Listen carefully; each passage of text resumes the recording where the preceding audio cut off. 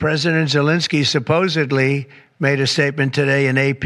I'm not a big fan of AP, so maybe it was an incorrect statement, but he said he thinks the war's going to go on for a long time.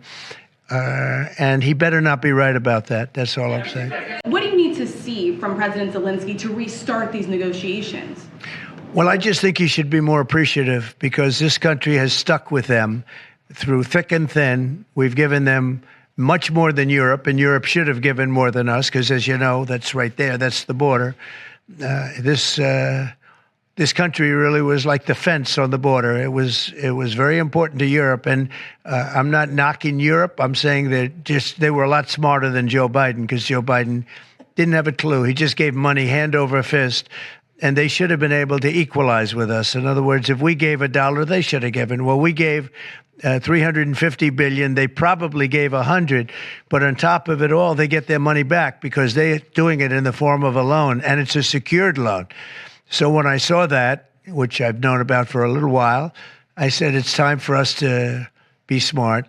At the same time, it's great for them because they get us in the country taking the rare earth, which is going to fuel this big engine, and especially the engine that we've in a very short time created, and we get something, and we're there. We have a presence there. With all of that being said, I want one thing to happen. I want all of those young people to stop being a big percentage of chips with this investment will be made now, a big percentage.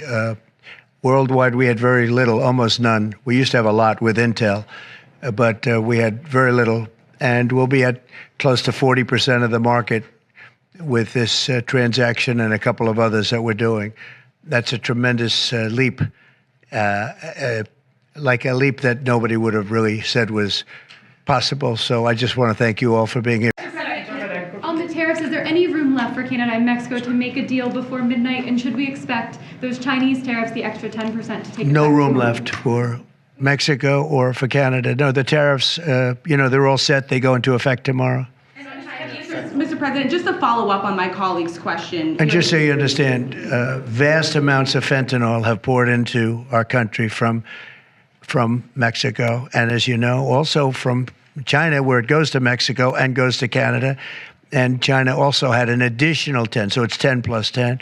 And it comes in from Canada and it comes in from Mexico, and that's a very important thing to say. Yeah, please, go ahead. Well, without the chips and semiconductors, nothing runs today. You can't buy a car without them. You can't get a radio, a television, you can't get anything. And we thought it was very important, obviously business-wise, but we thought even in terms of national security to have this large percentage of the chips, semiconductors, and other things that they make, the most important product, and not a product that you can really copy. It takes years and years. On the needle of a pin is total genius. I mean, they can put things, something the size of the needle, the point of a pin, they put information that is just not even believable. So if you would see this, it's just really something. Yes.